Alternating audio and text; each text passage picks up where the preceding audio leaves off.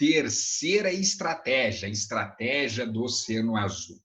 Esta, como eu já comentei anteriormente, no começo desse módulo, é uma das estratégias mais novas, foi criada por Kim e Malburn lá pelos anos de 2005. Essa estratégia, ela tem um conceito bastante interessante, muito legal mesmo, porque ela faz justamente essa pergunta. Se você se encontra hoje num mercado, num oceano azul, onde você deixa novos mercados, nova demanda e sua concorrência longe, ou seja, a concorrência fique irrelevante, ou você está num oceano vermelho. O que é o Oceano Vermelho? O Oceano Vermelho é justamente onde você e seus concorrentes, eles não degladiam por novos mercados. Quero deixar bem claro, aí está o livro, vale a pena, tanto para a sua profissão, a sua carreira, você comprar esse livro, que vende produtos e serviços, a estratégia do Oceano Azul, como criar novos mercados e tornar a concorrência irrelevante. Kim e Malburn. E já vimos um outro peixinho, inclusive, né? O peixinho da diferenciação. O que é esse peixinho da diferenciação?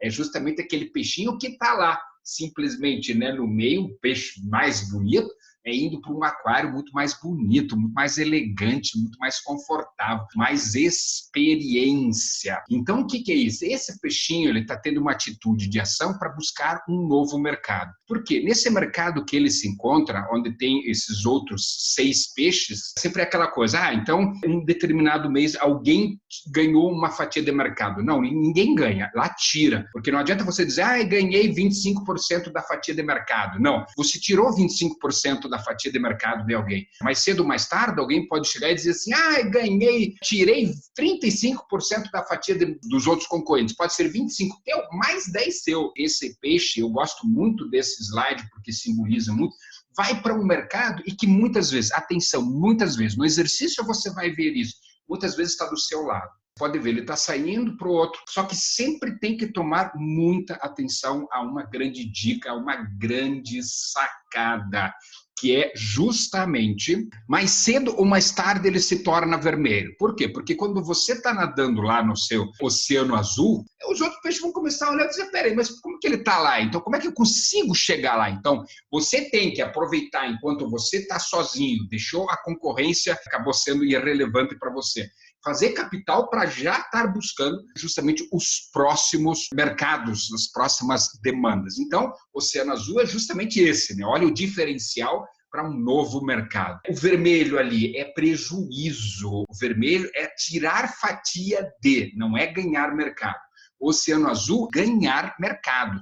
E que, como eu disse, muitas vezes pode estar do seu lado e você não perceber isso. Eu gosto do impossível porque lá a concorrência é menor. O Walter Disney, quando ele começou seu negócio, a Disneylândia, ele foi chamado de louco, de doido. Ele não recebeu dinheiro do banco, mas entra justamente naquela colocação que eu fiz anteriormente. Se o seu produto é igual a todo mundo, ele não vale nada, mas se o seu produto e o seu serviço é diferente e ninguém tem, então esse tem um valor completamente diferenciado. E é isso que Walter Disney fez com o negócio dele. Então vamos lá, de luz, câmera aí, ação! Baixe aqui, embaixo, olha a redundância, mas para ficar claro, planilha número 6, estratégias do Oceano Azul, tanto para a sua carreira, para a sua vida e para o seu negócio. Você vai ver em relação a atributos que você tem e o seu negócio, os seus produtos e serviços, criar o quê? Criar novos atributos, novos diferenciais para se tornar único. Elevar, atribuir atributos que já tem. De repente você tem um diferencial, mas você não mostra. Então você vai aumentar ele, vai elevar ele, vai mostrar ele para o mercado. Novamente dizendo, dentro da diferenciação é o quê? Quando o mercado, quando o cliente em potencial percebe essa diferenciação. Então, de repente você tem algo, mas não mostra tanto. Então tem que mostrar. Eliminar atributos que, de repente, você conhecendo o seu cliente, conhecendo o seu mercado, não lhe diz mais nada, são indispensáveis, às vezes podem estar até dando prejuízo.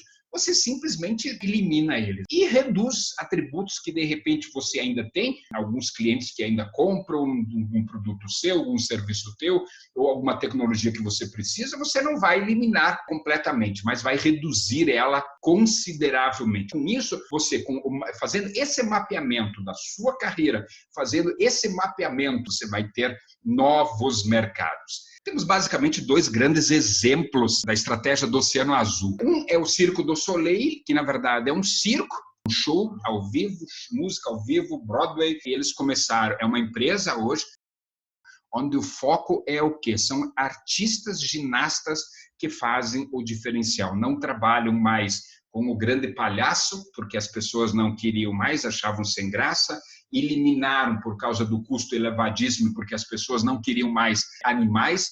Em vez de 3 picadeiros, é um picadeiro só, mais perto, mais junto. E se você for ver, inclusive, a experiência é muito interessante. Quando você vai entrar num dos espetáculos, nas entradas, tem lá todos sombrinha, broches, camisas, etc., para vender. E aí você entra, não vou comprar, né? Tá caro, tá caro.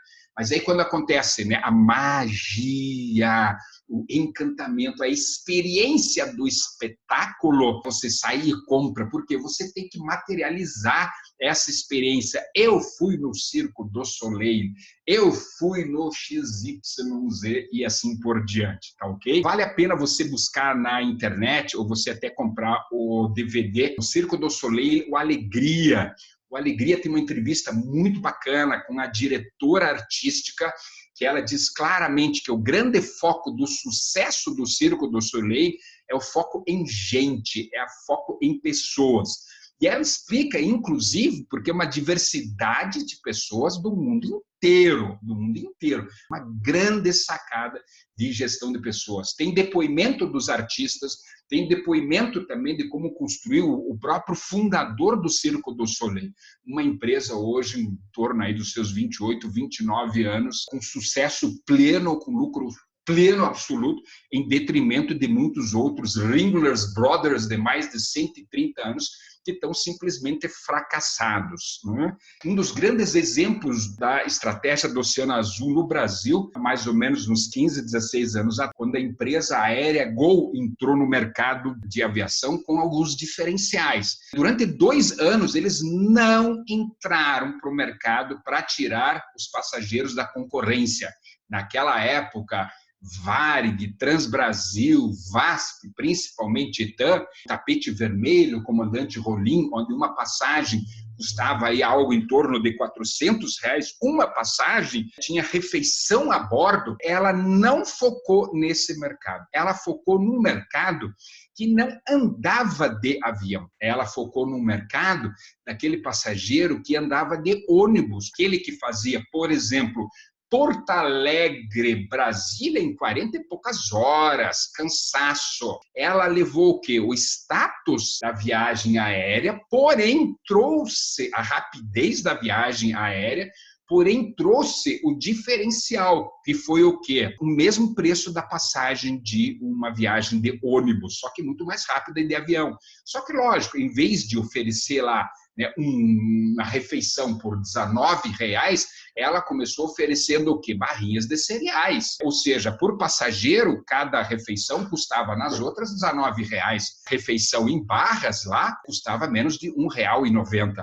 Ela colocou muito mais poltronas, ela agilizou o serviço, ela reduziu o número de tripulantes, porque para servir refeições tinham que terem no mínimo 8 tripulantes e com barrinhas de cereal, simplesmente 4 já serviam. Novas tecnologias da aeronave, os Boeings, com a mais moderna tecnologia, menos custo de combustível, eles inovaram com a compra da passagem justamente por internet, usando o tempo, a impressora, a luz do cliente. Eles que lançaram, inclusive, lá no começo, a passagem, quando você vai nos totens e imprime, 20 anos atrás, as passagens antigas eram carbonadas dentro de envelopes, o custo era elevado. Vários fatores que reduziam o custo menor custo, menor tarifa. Porque é aí que eu faço sempre a seguinte colocação. Naquela época, a TAM, por exemplo, tinha um grande departamento de marketing. Mas será que naquela época ninguém nunca do marketing da TAM olhou lá de cima e falou assim: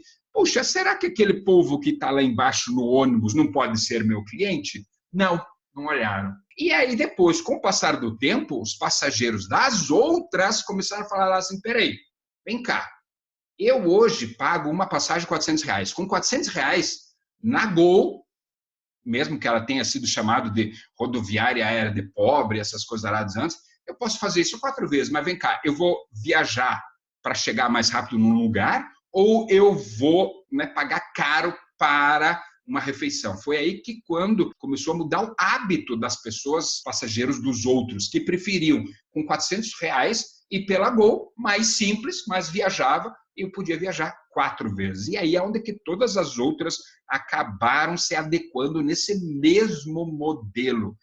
Então, nós podemos dizer que sim, no Brasil, a Gol foi a democratizadora da viagem aérea para os brasileiros, usando justamente a estratégia do Oceano Azul. Tá ok? Beleza? Então, vamos lá para